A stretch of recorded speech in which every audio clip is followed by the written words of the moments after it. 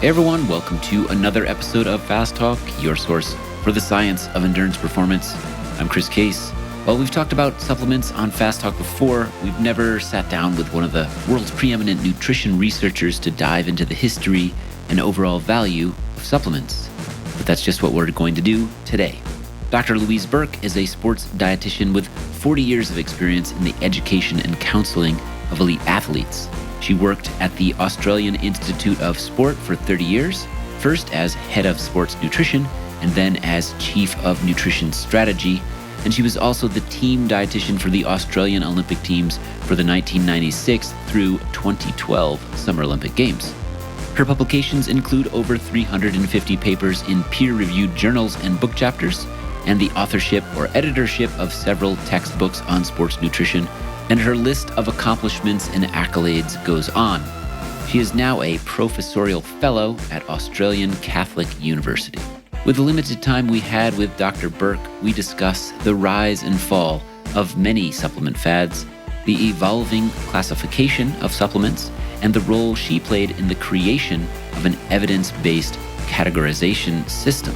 Then we take a closer look at some of the most popular and effective supplements, discussing the history, development, and efficacy of each. Today, we also hear from a host of other athletes and coaches to get their opinions on supplements. These guests include Amos Brumble, Hushang Amiri, Dr. Andy Pruitt, Colby Pierce, and Rebecca Rush. It's time to talk science of supplements. Let's make you fast.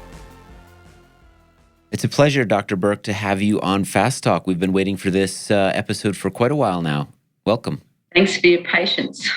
No, thank you. We really appreciate having you on the show. You are one of the big names in sports nutrition research, so we've been really excited to get you on the show. Cool. Thank you very much. Hey there, listeners. We're pleased to announce the newest pathway from Fast Talk Laboratories. Our new cycling base training pathway is now available, and it's perfectly timed to help you lay the foundation for an awesome 2022 season. In our new cycling base training pathway, Joe Friel, Dr. Steven Seiler, Trevor Connor, and Dr. Andy Pruitt show why good base training isn't just about riding endless miles. They share how to plan and structure your base season, how to monitor your efforts, and how to track your fitness gains so you start your next training phase with a strong aerobic engine. Complete our new cycling base training pathway, and you'll know the path forward in your own base training. Nearly half of this pathway is available at our free listener member level. Learn more at fasttalklabs.com/pathways. Trevor, I know that we've spoken about supplements of one kind or another in the past on the show. Today is not a rehashing of those ideas. We're not going to go product by product, if you will, and talk about what's good and what's bad. This is more a global view of supplements and some bigger themes there. And you had a little thought and a story to share about supplements to start us with. Yeah, and exactly that. We're not going to just sit here and talk. We will talk about some of the supplements, but this isn't going to be a deep dive into any of them. This is more talking about the industry and the perspectives on them. And yeah, this is one of my early experiences when I was very new to coaching, where I had an athlete who asked me for advice. He wanted to talk with me, and I was over at his place helping him out a bit. And his counter was probably filled with about 20, 25 bottles of different types of supplements. And he had this whole supplement routine that he was doing. So he had supplements he took in the morning, supplements he took at lunch, supplements he took at dinner. And I think he thought this was going to be his secret. This was his weapon. This was what was going to turn him into a top pro cyclist. And being new to coaching, I was probably a little insensitive and just kind of went, you got to get rid of those. That's not helping you. You shouldn't be doing that. That's too much. And like I said, we could have a different conversation about the fact that I was probably a bit of a jerk. And Your delivery was off, maybe? And one of my things about coaching was learning how to deliver better. But as I was telling him all this, I looked at him and he was crying. I had absolutely devastated him because, like I said, this was his secret weapon. This is a bit of an extreme, but, and Dr. Burke, this is where we'll throw it to you. It does seem a lot of athletes put a huge focus on supplements and really feel without them, they can't perform, they can't be at the top level. This is something they must have. Yeah, I agree with you that they can be very powerful in terms of the marketing and in terms of the belief that people attribute to them. And it's hard to know why. Maybe it's because people kind of just have this lucky charm idea that there's going to be something that you can get that's easy, and that, there's going to be magic answers that come from something, and it's tangible when you take a supplement. You can sort of see yourself doing it, whereas maybe some of the other things that you're doing, like sleep or hard miles on the bike, etc., they're harder to record, or maybe they were in the old days. So it's a much more visible sign that you're investing in yourself when you're taking supplements. And we're all just suckers, I guess, in some ways, just thinking that there's got to be some magic out there. We can go back to Jack of the Beanstalk and, all this idea that somehow there's going to be this magic bottle of something that provides us with the quick fix to where we want to go. Yeah, I guess that's something we all kind of hope or wish for. So, but I guess part of what we're going to answer today is how much is there to that belief, and how do you get through the marketing hype? But that's going to be for later. So before we dive into what supplements are, let's hear from pro athlete Rebecca Rush and how she handles supplements to support her training. Let's see. I take a probiotic. I take magnesium. I take branched chain amino acids, fish oil, and vitamin D, and some beet juice stuff. And that's why? Why? All of those are, magnesium is for sleeping, fish oil, brain and heart health, vitamin D, especially in the winter. It's come from research of people that I respect, including my coach, including, other athlete friends of mine. I've never been one to want to take a lot of supplements. So really, I have tried to hone down a sort of small list. I used to take a multivitamin, but I don't now, because I actually really put a lot into trying to eat whole foods and, a lot of the micronutrients that are found in multivitamins, hopefully I'm getting in food. So I am a big proponent of trying to get your vitamins in food, but you can't do that 100% of the time, or I haven't been able to. And the branched chain amino acids, those are really, for a recovery tool. And the beet juice, just because I actually kind of like it and it tastes really good and everyone says it's good for you. Wow, you're one of those weird people that likes the taste of beets. You truly are from Idaho. I do like beets. Yeah, I grow them in the summer. And like I said, if I can eat them in real food, that's great. So why don't we start very basically and just ask you to define what is a sports or performance supplement? That's a really good question. And there's no one single answer that everybody in the world is going to agree with, because many countries have different ways of regulating supplements, and they have different ways in which they put things in and out of the basket. What we've tried to do with some of the work at the Australian Institute of Sport, or with the IOC that I've been involved with around supplements, is to try and come up with a definition that just makes sense in terms of the way athletes use them.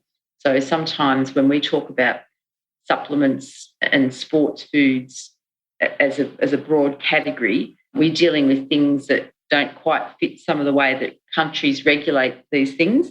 But we're looking at products that are made to provide a practical or non-food source of nutrients or other ingredients. And I'm putting sports foods in there because I'm saying that they're an alternative to everyday food. So it's a manufactured form of providing nutrients or ingredients in a way that they could be consumed by an athlete to do something around their sports performance.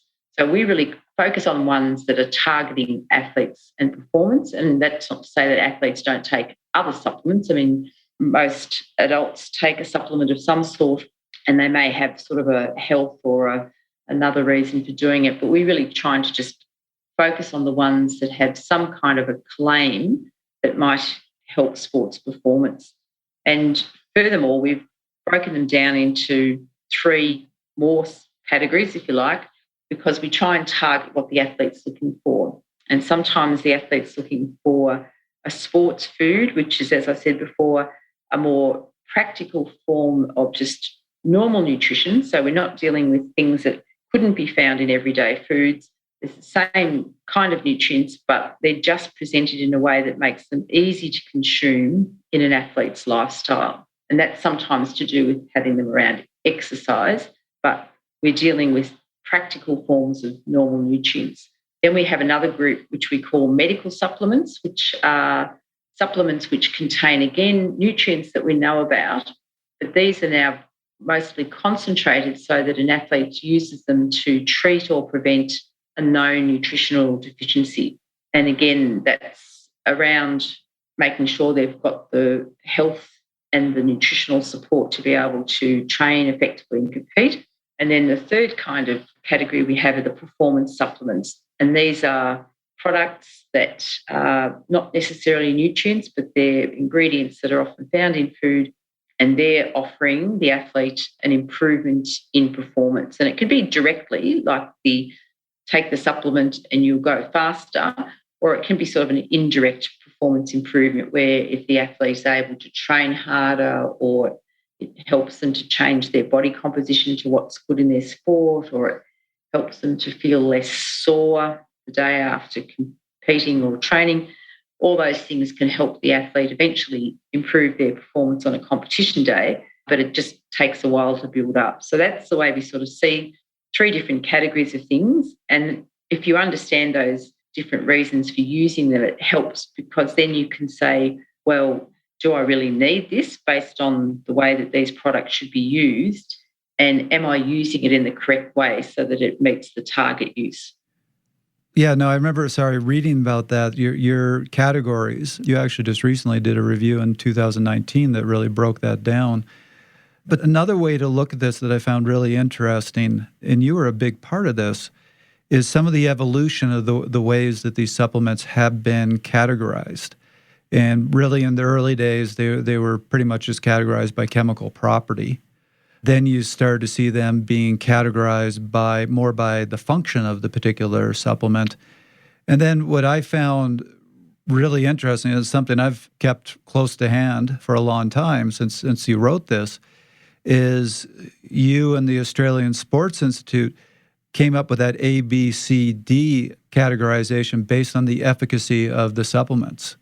Whether A being there's a large body of evidence showing that this is efficacious, down to D, which is there's no evidence or potentially evidence that this is damaging.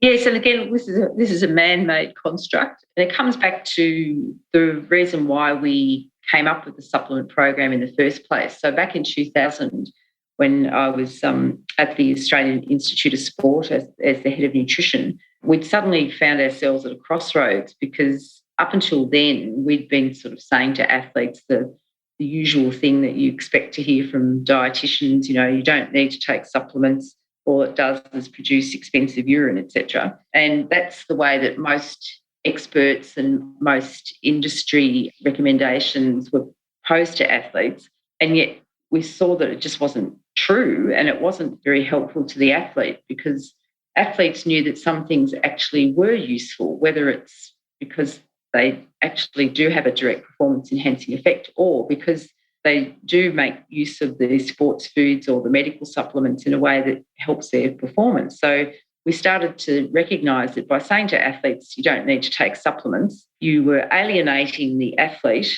from good advice, because they'd look at you and think, well, if you're not listening to me, if you're not helping me do something that I actually know is useful, well, then what good are you? So we started to say, well, why don't we look at it from the point of view of the athlete and change our mind about whether supplements work or not.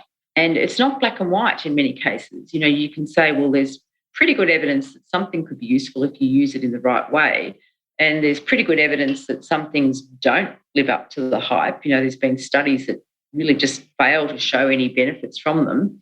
So we've got these sort of ends of the spectrum. But somewhere in the middle, we've got things that are too new to really trust the evidence yet, but certainly got a good background story, and there's some preliminary evidence that it might be useful. So rather than making it black and white, could we start sort of having these different levels of proof And as we were thinking about the proof, we also thought, well, look, maybe there's some things that could work, but they're risky for an athlete to use, either because of the fact that they might be dangerous in terms of health, but remembering that athletes compete under an anti-doping code. So maybe there's some products that are also problematic because they're either banned outright or they're at high risk of being contaminated. So why don't we come up with a categorisation that builds in the level of evidence as well as the risk of anti-doping?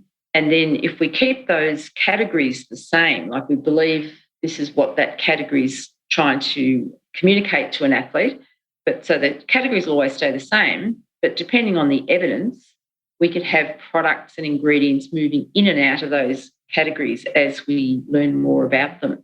So we had this sort of idea that it would be an evolving system. There'd be sort of a spectrum of efficacy, if you like, or evidence around the efficacy, and that would change as we learned more about things. And when we did this, we were trying to always think of it from the athlete and coach's point of view.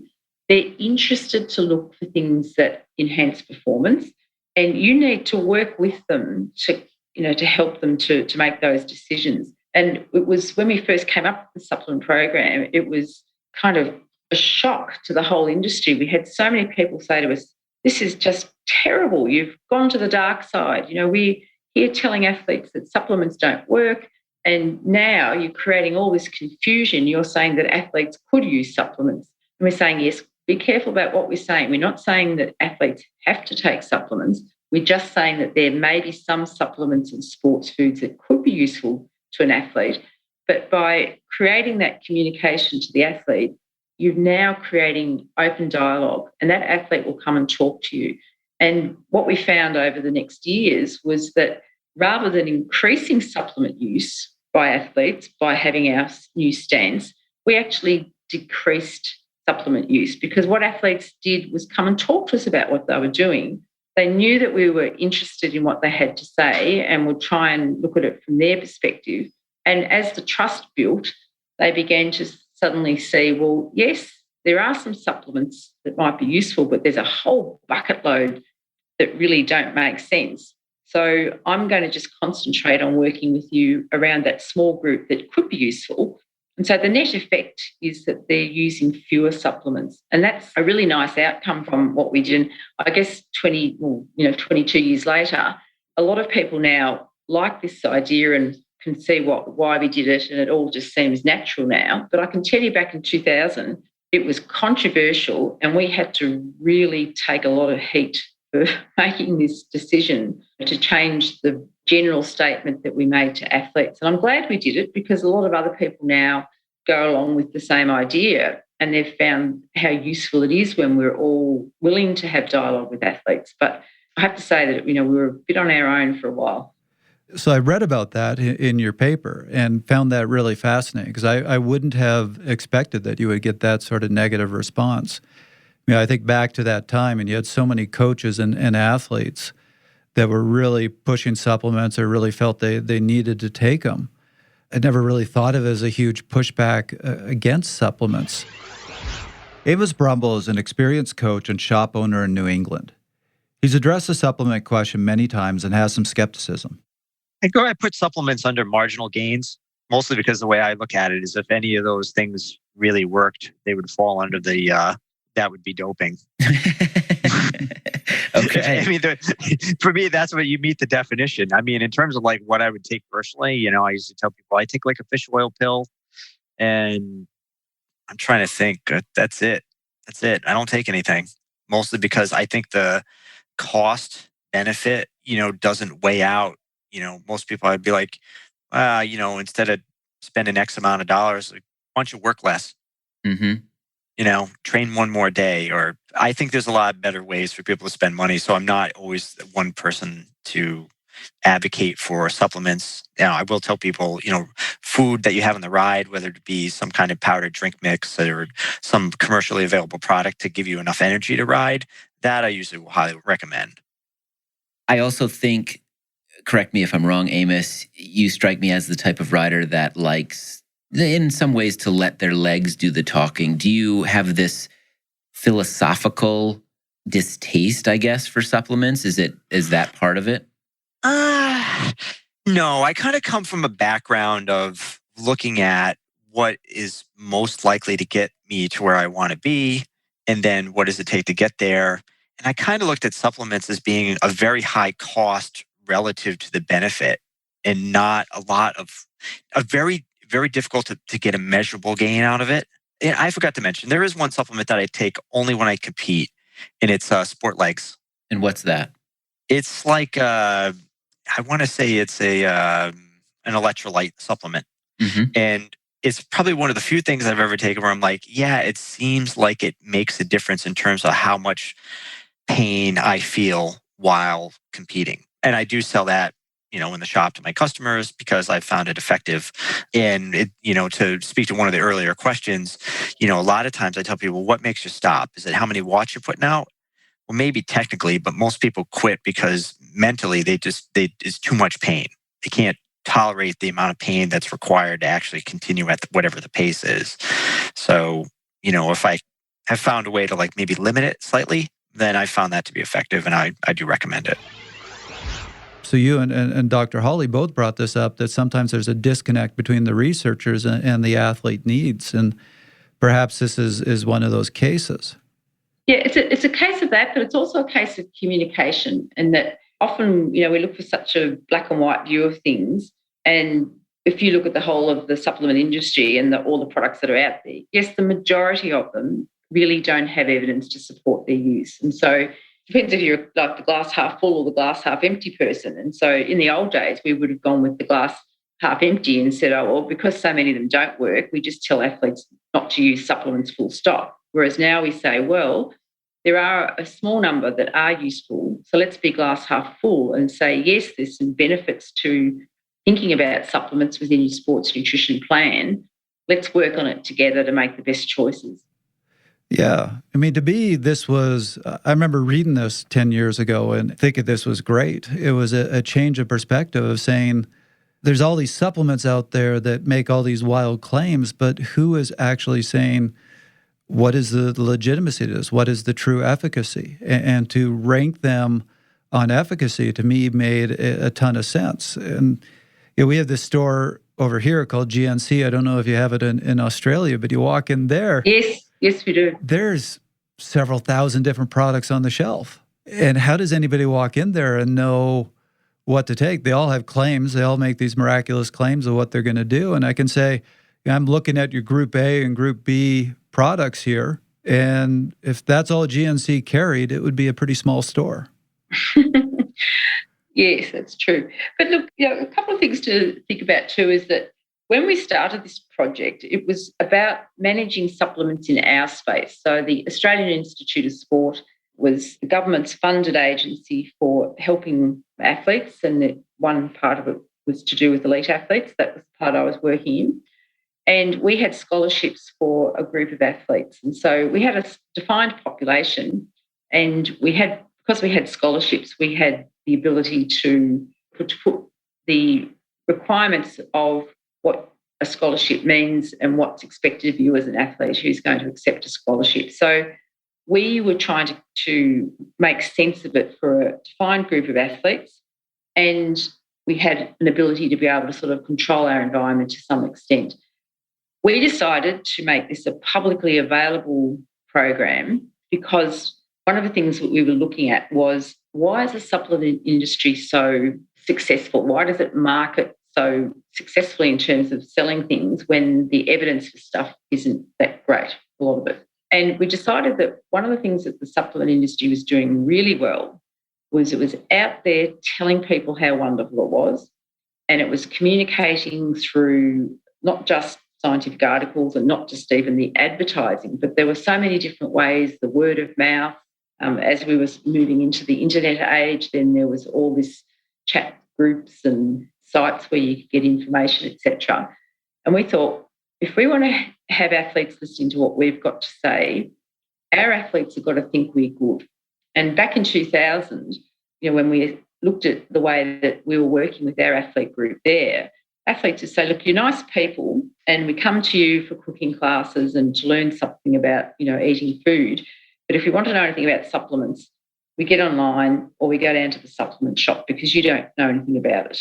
So we thought, well, the best way to have someone think that you're good is to tell a lot of people about it. And then some of those people that you've told how good you are start talking about you and your athletes hear about it. So we thought we would kind of bluff our athletes into thinking that we had some knowledge about sports nutrition and supplements that they might like to hear about by having everybody talking about us. And I remember having discussions with my managers at the time and they're saying, but why do you want to put all your stuff in the web? You know, the athletes from the English Institute of Sport and the United States Olympic Committee are going to be able to read the same thing. You're going to give all these secrets away. You're going to be telling athletes how to improve their performance. And our athletes are going to then go and compete against these people who've got the same information. You know, that just doesn't make sense. You're giving this stuff away for free. We said, no, think about it. Our competition is not the English Institute of Sport and the United States Olympic Committee. Our competition in this space is the supplement industry. And it would be so much better if all the athletes thought the same things about supplements and were talking about it in the same way. They would help educate our athletes to have the same concept and principles about supplements, that yes, some of them work, but there's only a small amount of them and you need to know how to use them properly. If that athlete talk was enhanced by us having this information freely available and all the athletes in the world were talking about it in the same way, it would be much easier for us to then work with our athletes because they'd come to us with this belief that we knew what we're talking about, we were going to help them to make the best use of supplements, and the expectation was that only a few supplements worked, but let's get cracking on finding which ones and how to use them. So we would be more effective in the way we worked if we could get athletes starting from there. And that's basically what happened. You know, we went from being ignored by our athletes as a source of information on supplements to making the AIS supplement program sort of world leading. And it happened because a lot of other countries and a lot of other athlete groups wanted the same sort of thing. Let's make sense of this. And so by putting it on the web and making it freely available, we had a lot of other agencies look at that and say, oh, that's so good. Look, we don't have to repeat this. We don't have to reinvent the wheel. Why don't we all go and use this? And then we can take this as the background and then we can colour it in with the different things that different countries want to do. And it was so effective because it was just there at the right time that suddenly it became sort of famous, if you like. And it's funny now when I look back and think about the small team of people that were working on this at the AIS. And that's the good thing about the internet, is it can make something look really professional and look like there's like a whole army of people behind it, when it's just a few dedicated people, you know, trying to concentrate their efforts. And so we were able to amplify the resources that we could put into supplements and make it very effective by using this kind of principle. Again, it was a lot of being there at the right place at the right time. There wasn't a lot of other information there, so we were able to move into a vacuum and have it really well spread and you know, people took it up because of its novelty. But it was a really good thing to do as we look in hindsight, because it was so effective in just getting a message out and changing the culture of our athletes. And so that's really leads to the question I want to ask you is, what changes did you see it make? And do you feel it helped? Let's face it, there were athletes that were taking, and probably still are, taking some dangerous supplements. Do you think it got them away from that? Do you think it made other changes?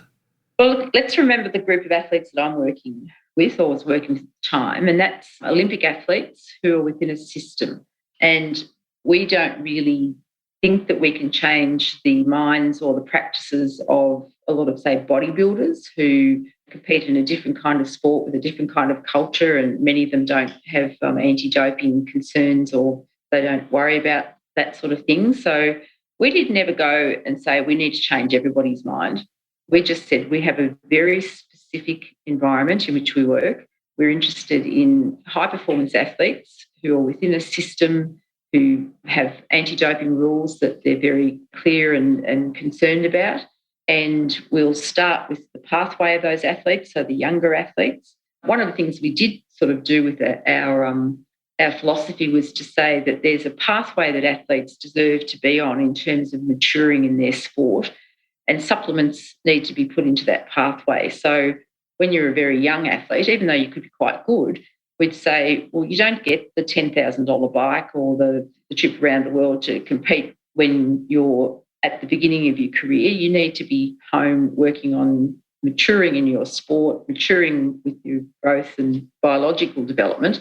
And let's get that right. And then as you get better and get more mature in your sport, then we can start thinking about the special things that go on top of it. So even though we had a supplement program that might have said Group A things work, we didn't always say that was appropriate for that athlete at that point in their career. So we had a philosophical viewpoint that had a lot of nuance in it. It wasn't just there's the, welcome to the AIS, there's the creatine cupboard, help yourself, because creatine's a Group A supplement with evidence base. It was very carefully structured around what was the right time for the athlete to be starting to think about supplement use, and also how should it be implemented. So we'd be able to differentiate between something like a sports drink, where we might say, well, that's going to have some benefits for use during longer training sessions in these sort of sports. So we will make that available in a jug or somewhere that the athlete can fill up their bottle from in that sort of sport. We didn't put taps with sports drink for everybody to be used at all time, but rather we said that's when it's used. And we also let the athlete take it for themselves, if you like, and we didn't need to police that. But there was a lot of education around appropriate uses.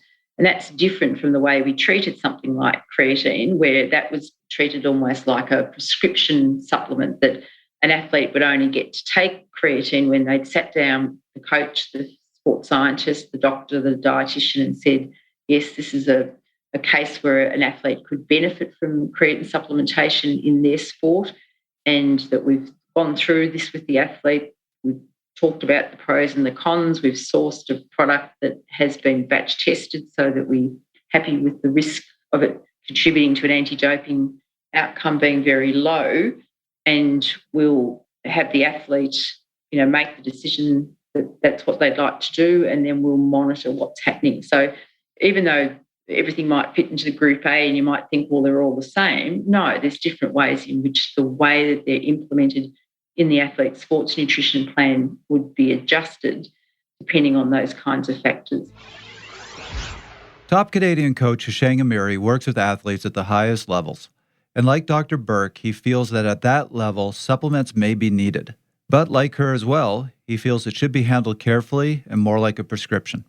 Are there any recovery foods or drinks that you recommend athletes use? Absolutely. I think depending on volume and intensity of the training, the recovery, it will be needed, but different type of recovery drinks. Our athletes at the center, they're using Infinite. Yes, definitely recovery is one of the key area, because if they don't recover, they're not going to train well next day. So you generally recommend doing some sort of recovery drink after every, I'm assuming, hard training ride?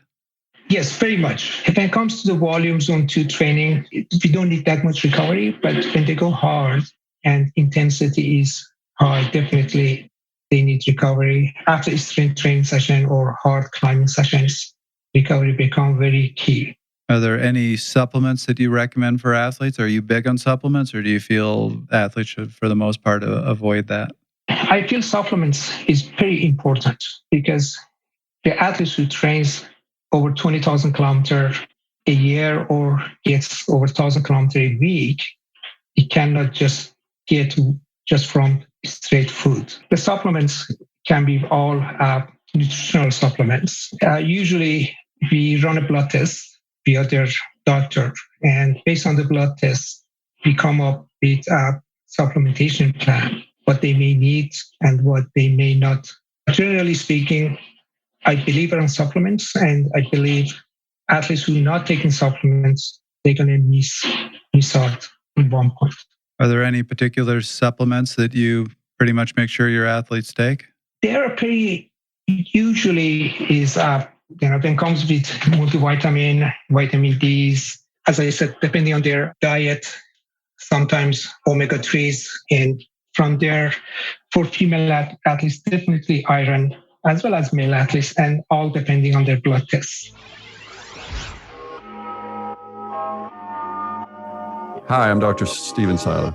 I got to tell you, it's a thrill for me to have the opportunity to go in and see a whole collection of my lectures and webinars all in one place, free of charge, for the members of Fast Talk and the broader sports science world. And not only me, but other sports scientists have collected their work, and Fast Talk Laboratories is presenting it for all of you to use and learn from every day.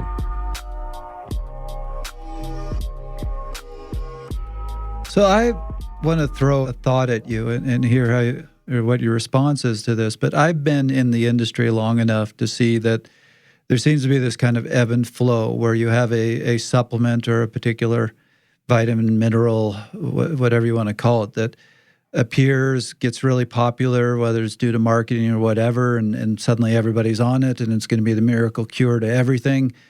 And then there seems to be kind of a backlash to it, and it kind of loses its popularity. And I'm not just saying that from a marketing perspective. I've seen that in the research world too. For example, when I was in school, vitamin D was the hot thing. And we used to joke that if you were struggling to get funding for your research, figure out how to get vitamin D in the title and you'll get tons of money. So even in the research community, there's the hot thing, vitamin D, omega-3. You can list a whole bunch. Have you seen this, and how, as an athlete, can you figure out what's hype versus something that's quite legitimate, especially considering there's so many supplements out there, so many products? It really is hard for the science to stay on top of them. Well, that is a great question and theory, and I see a lot of that. And I think as humans, we love to be part of the new brigade. You know, when there's something new out, we all like to convince ourselves that, you know, we're the cool kids because, you know, we're an early adopter or an early discoverer. And then after a period of time when everybody's doing the same thing, it's like, well, you know, I need something new. I don't want to be just part of the group. You know, I'm an edgy person. And so there's a bit of that sort of just cycling of trends and fashions, and that happens in every part of our life. You know, you think about the haircuts and the clothes and different things that you wore, and it's, you know, why did suddenly flares go out? You know, it's not that something happened that changed what they look like. It's just, you know, we moved on.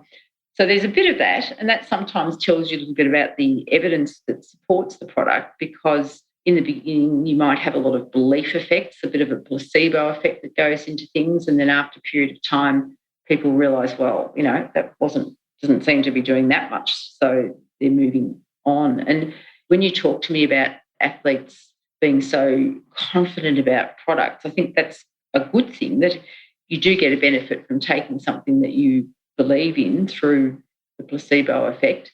But I think the best kind of arrangement with supplements or anything is that you add a placebo effect on top of a true physiological effect. So everything's aligning. You're kind of getting double the benefit because you're confident in something that's actually having a physiological effect as well. And sometimes, you know, when you see athletes that are just taking bucket loads of stuff and they're, you know, they just keep adding more to the group, or they don't seem to have a really good differentiation between what they're taking. It's all fantastic. You think, well, that's a waste of a placebo effect because it's not being targeted at getting the best belief effect out of the products that you're using. Interesting. So I do agree with you that in a lot of cases, you know, you see this cycling of things because it doesn't work as well as it claims, and people eventually see through it, but also because they're not applying the placebo effect as a targeted way, then, you know, they're probably just churning through things and not being systematic about how they get the best out of products.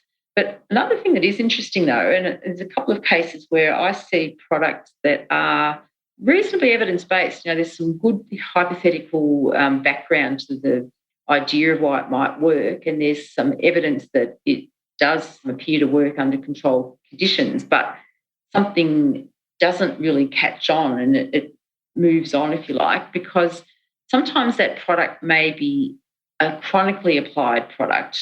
So if something takes 12 or 16 weeks to get the effective dose, sometimes it's really difficult for the athlete who's investing in that to sort of see the benefit. And I'm thinking of just an example of this, something like beta-alanine. So I'm always intrigued why, even with in our A group, something like caffeine is so popular, and it's just at the top of the A group the whole time in terms of both the science and the use of it. So why do scientists keep doing studies on it? Why do athletes keep buying it? Well, it works. And so it's really easy to invest in. Whereas something like beta-alanine, as a researcher, you think, oh, do I really want to do a study where I'm going to have to control everything for 12 weeks before I can go back and measure stuff? And then I can't do a crossover because it's going to take that long to get the product out of the system so that we have the athletes do the other half of the experiment. So as a researcher, it's kind of too much trouble. And as an athlete, it's like, well, that's a bucket load I have to pay to take for 12 weeks before you're telling me I'm going to optimise my muscle levels. And so it's an example of something that probably has some pretty good evidence but doesn't get the same investment just because it's harder to take and see the benefit. It's a bigger investment as a researcher. And so it just suddenly doesn't have the same kind of pizzazz as some of the other ones. Well, that's interesting. And you need that research, not just to prove efficacy, but there's all sorts of questions. You saw this with caffeine where they used to recommend a pretty high dosage, and through the research discovered, no, actually you don't need that much. I mean, with all these, we need to figure out what is the right dosage. When is the right dosage? Should you be taking this before your event? Should you be taking this hours before? Is this something you take every day? Is it something you take multiple times per day? That's only something that the research can answer. That's right. But, you've got to have something that's researchable to make the researcher want to be able to keep engaging with it. And that's why you sort of get these products that just keep gaining and gaining and gaining momentum because they're just so easy to study. And the thing about caffeine that's also helpful is that it seems to work for so many different kinds of sport, so that there's always another angle of what you might be interested to study, whereas some of the products that are very targeted to a really specific physiological phenomenon, say the beta-alanine, with it being about addressing an overuse of glycolytic pathways producing the hydrogen ions and lactate results. So it's a very specific type of sport that's involved with possible use of beta-alanine, and that means that the market is going to be smaller because the number of situations in which it's focused is smaller.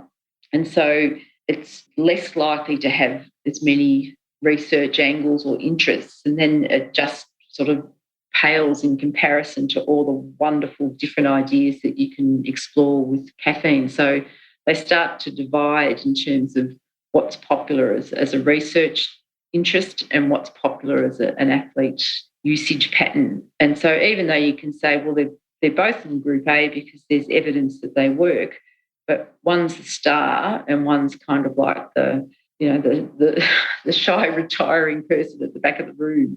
Serves to be the room, but doesn't get all the attention.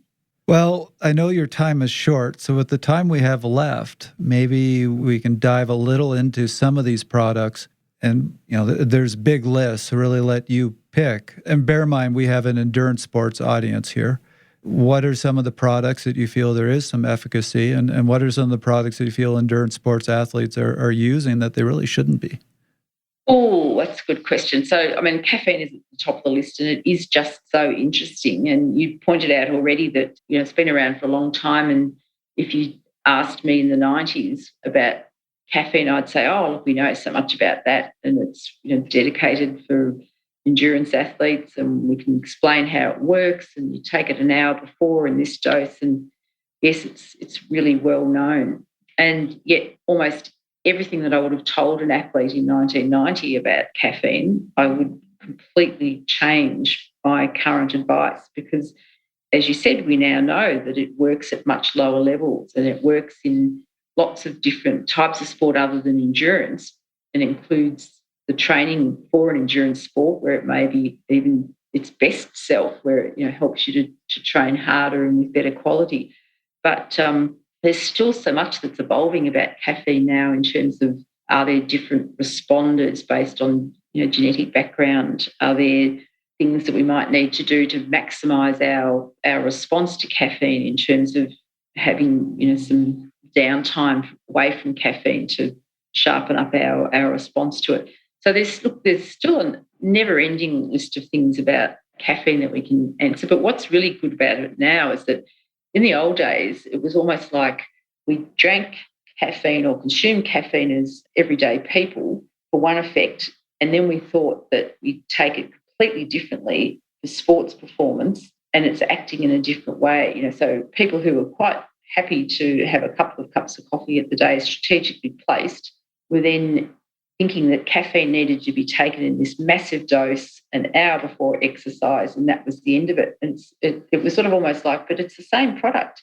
And in your everyday life, you don't get up and have 6 cups of coffee in the morning and then say, tick, that's my caffeine for the day. You know that the way that it works is that when you're doing those reports or you're in the meeting and you start getting a little bit fatigued, you have a break and almost the smell of it makes you feel better. But certainly even after the first couple of mouthfuls, you're feeling better. And then you're able to not turn into this superhuman, incredible Hulk.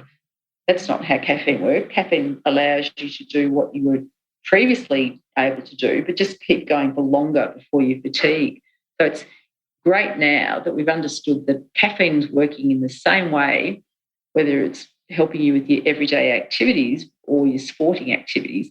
And so we're now learning a little bit about our own personal use of caffeine as a consumer, using that information to drive it around our sports performance. So I think we've made some really good improvements with caffeine. But if you think about something that athletes are using at the moment in endurance, I think probably the ketone esters would be a good one to talk about, because there's a lot of interest in them, but the science is moving so quickly in all different sort of directions because it's really failing to nail whether they are useful and how to use them. And if you're listening to what athletes are doing in their different groups, or, let's think of the group that's often the most associated with ketone esters, and that might be the cyclists. And then you look at what the research is saying. Now, from what I'm hearing, cyclists are now using ketone supplements as a recovery aid and as an appetite downer to try and help with their body composition goals.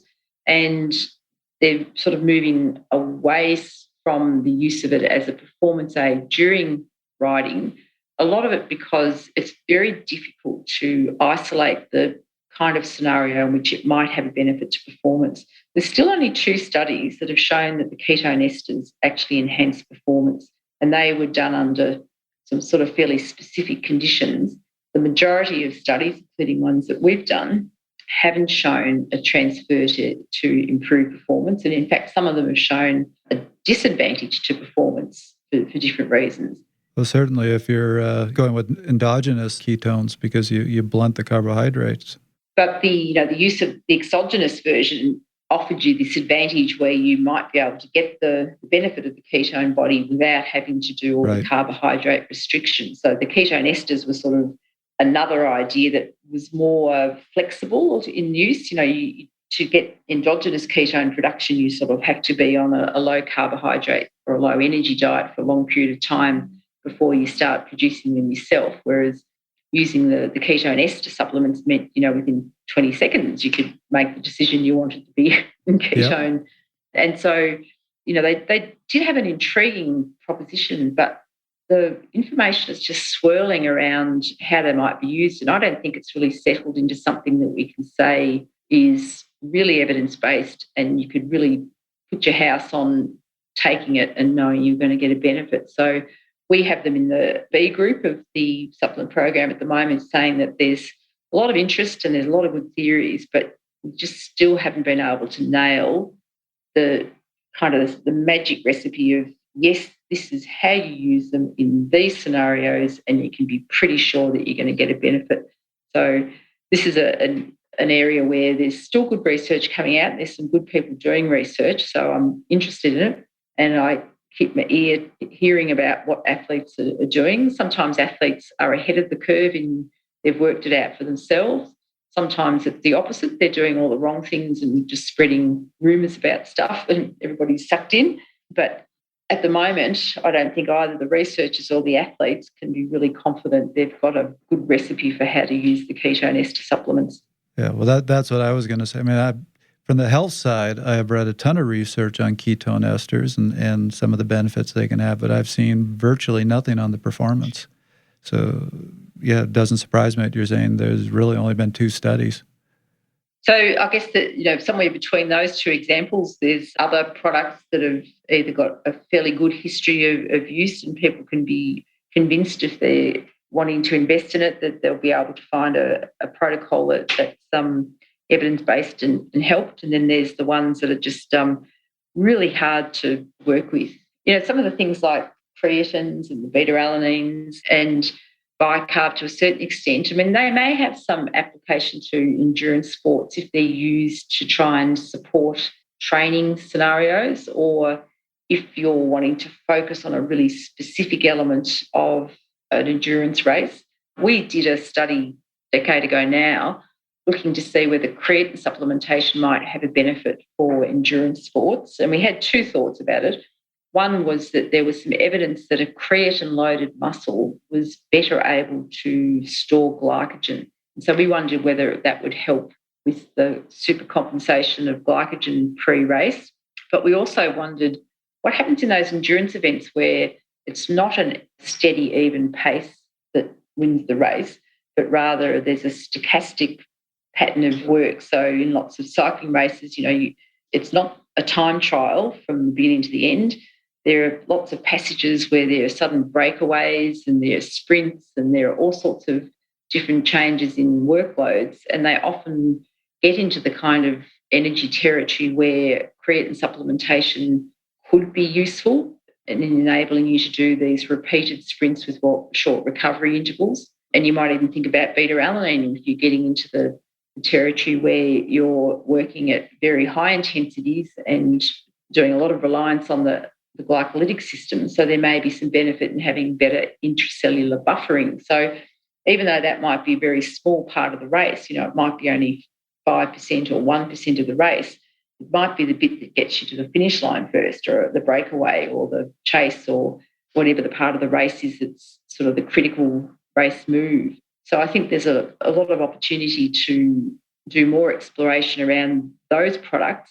But because it is such a tricky thing to say, well, we're trying to just focus on this 1% of the race and see what this might do to a benefit. Sometimes, you're not sure whether that 1% of the race is always going to be available to you, or whether there's something else that's happening in the 99% of the race that your product might interfere with. And so with creatine, we were worrying about whether the weight gain that would go with creatine, if it's helping you to store more glycogen and more water in the muscle, as well as the creatine. Now, if you're half a kilo to a kilo heavier as a result of that supplementation protocol, you might be able to do your repeated sprints better, but does the fact that you're carrying an extra kilo sort of balance that out well enough? And so these are the kinds of studies that are really hard to do, because it's hard to mimic a stage of the Tour de France in the lab, especially the unexpected portion of it. And it's also then, difficult to sort of tease out whether some of those negative effects are going to have an appearance, not just in that race, but in other things that the athlete needs to do. So these are the big questions that keep you awake at night, that are just sometimes really hard to study to get the right answer, to see whether you could say, yes, that's a good evidence base in which I'm going to trust. And these are sort of sometimes things that you have to then experiment with the athlete and get the feedback through that sort of case history approach. Right. So now, are there any products that you feel a lot of endurance athletes use that they really should be reconsidering? That's a good question. I'm trying to think of something that I'm interested to think about why athletes take things, and maybe I'm not knowing what everything that an athlete takes is. There's a lot of products that people take around the sort of recovery, soreness, bounce back, ability to keep training hard. And I'd put some of the berries and cherries and the fruit polyphenols into that. And then antioxidants. There's a lot of interest in this kind of approach to helping an athlete either train harder or recover better in a competition scenario. And I not saying that these don't work, but I'm just saying it's very difficult to get enough information to know how well and when to use them, particularly when there's perhaps the concept that they may assist in recovery, but they may also reduce the degree of adaptation that the athlete is wanting to get.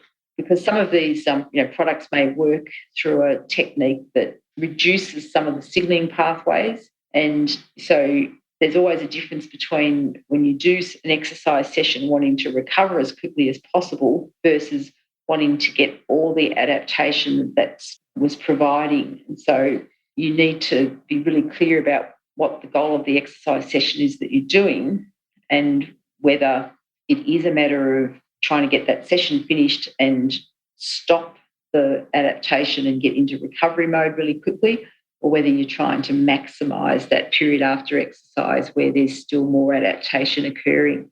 And we have some evidence in some cases that a product, say like an antioxidant, and I'm thinking of vitamin C and vitamin E, they may help with reducing the oxidative damage during exercise, which may be involved in helping the athlete to recover better for the next day. But they may also, by reducing that oxidative damage, stop some of the pathways of adaptation that signal their activity via the oxidative damage. And so we do have this sort of quandary of, am I wanting to recover or am I dampening adaptation if I'm using this product? And getting it right is the big question. And so there may be things that you think would be more suited to a competition phase versus a training phase, for example.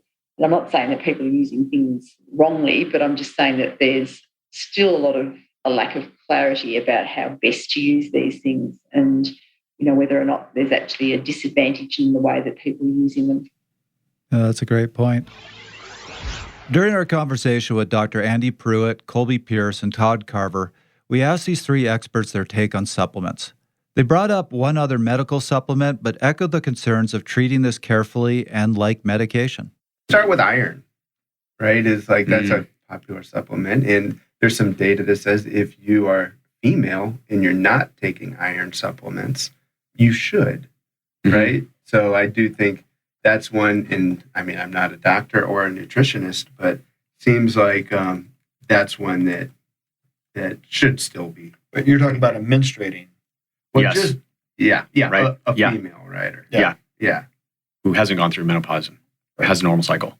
Right. Men don't lose Exactly. blood iron. So Right. how I've learned about it, I'm also not a nutritionist or doctor. Yeah. Don't play one on the internet, full disclaimer, but iron's a growth factor, right? So if you're a male and you're not bleeding regularly, we'll bioaccumulate iron just in our diets and depending on whether you're using a cast iron skillet and what you eat and whether you're a vegetarian or blah, blah, blah. But pretty much all men accumulate iron over time. And I don't know about you guys, but I'm well done growing. So if things are growing in my body, that tends to not be good, right?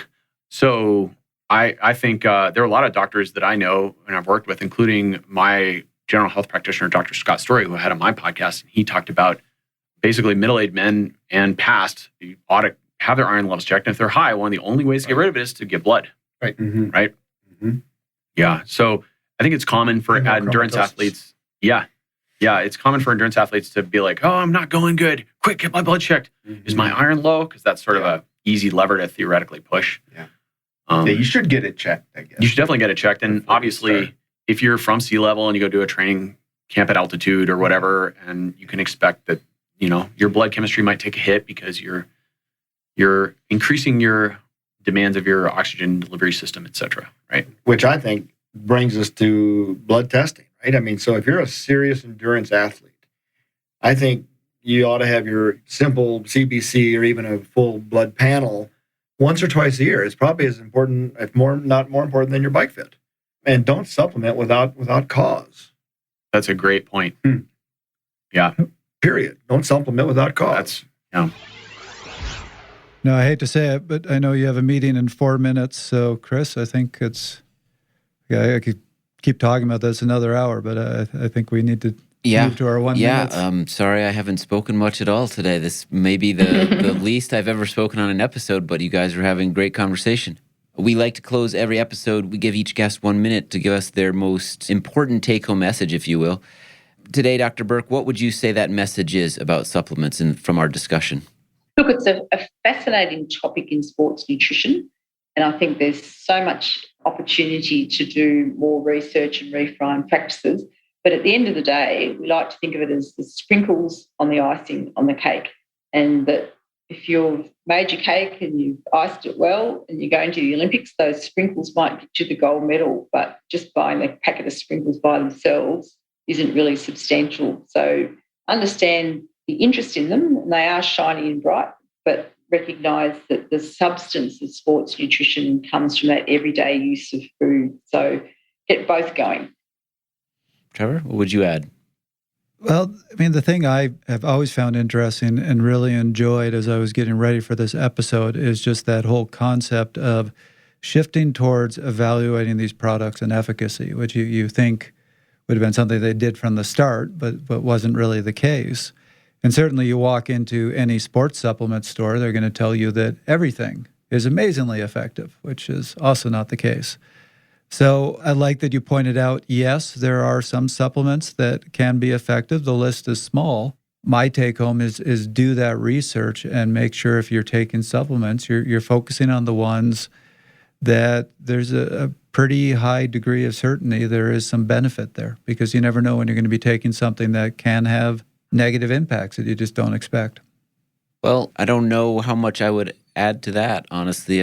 My philosophy is that supplements are, for the most part, things that majority of listeners don't really need to focus on to get better or healthier. That said, having a grading system, if you will, that gives some of these a much better grade than others is clearly a benefit to people out there.